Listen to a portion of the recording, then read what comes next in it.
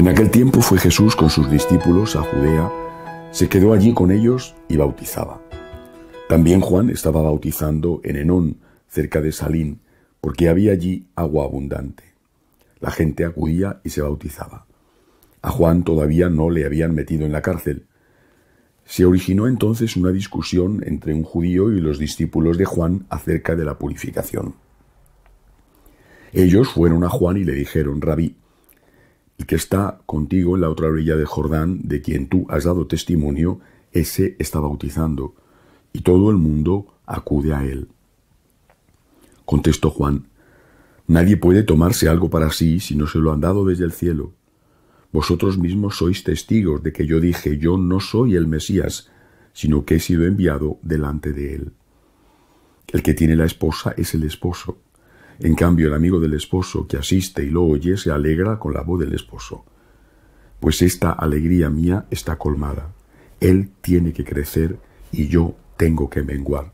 Palabra del Señor.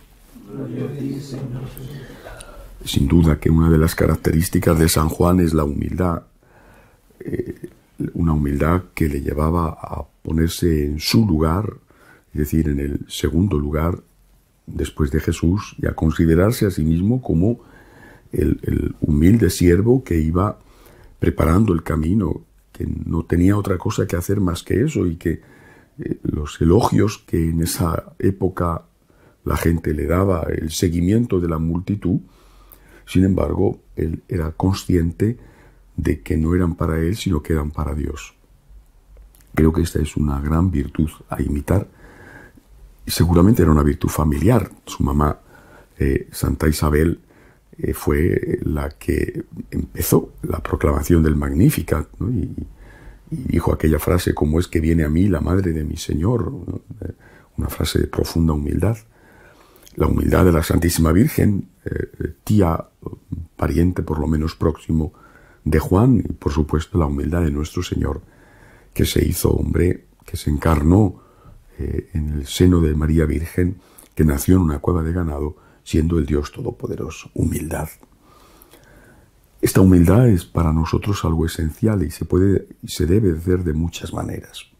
Por ejemplo, en los tiempos que corren, aparte de las aplicaciones a la vida personal, los tiempos que corren, la humildad es aceptar las enseñanzas de Dios, aunque a veces no las entendamos, o aunque a veces vayan en contra de nuestros intereses, o en contra de lo que el mundo dice. A veces no solo no entendemos, sino que nos parece lo contrario, porque sin darnos cuenta que estamos contaminados. Lo mismo que yo estoy hoy profundamente resfriado, llevo esta semana en Roma, y el aire frío y húmedo romano está acabando con mi voz. Pues así también el mundo nos contamina y no nos damos cuenta. Y terminamos por pensar que lo que nos están diciendo a todas horas es lo correcto.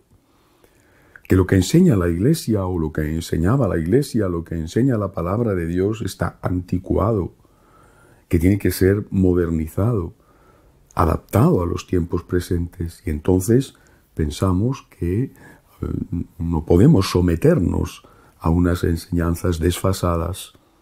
En cambio, la humildad es decir: Señor, tú sabes más que yo, tú eres Dios, tú eres mi creador, tú eres el que has hecho al hombre, por lo tanto lo que tú me enseñas es lo mejor para el hombre, para la sociedad, para el mundo. Creo que esta es una humildad que hoy tenemos que hacer, la tiene que hacer la Iglesia entera, porque la Iglesia, que es el cuerpo místico de Cristo, la Iglesia, que es el pueblo de Dios en camino, es también la que mantiene la presencia viva de Cristo en la historia. Por lo tanto, la Iglesia entera tiene que estar continuamente refiriéndose a su Señor, obedeciendo a su Señor y aceptando las enseñanzas de su Señor, aunque eso le suponga incomprensión e incluso persecución. No es la única forma de practicar la humildad. La humildad también se practica cumpliendo bien las propias obligaciones, aunque nadie lo vea. La humildad se practica también aceptando las críticas, por supuesto defendiendo tus derechos, eso es algo lógico, pero aceptando las críticas, viendo la parte positiva que hay en esas críticas, es decir, la parte de razón que la llevan. La humildad significa también aceptar las enfermedades, el paso del tiempo, la ancianidad, el que ahora tengamos que ser dependientes cuando antes éramos independientes e incluso ayudábamos a otros. Hay muchas formas de practicar la humildad, pero hoy quiero fijarme en esta. Tenemos que obedecer a nuestro Señor. Nuestro Señor es el Maestro. Y no hay ningún maestro, ningún filósofo, ningún político y ningún teólogo y nadie que pueda sustituir a Jesús en nuestros corazones. Que así sea.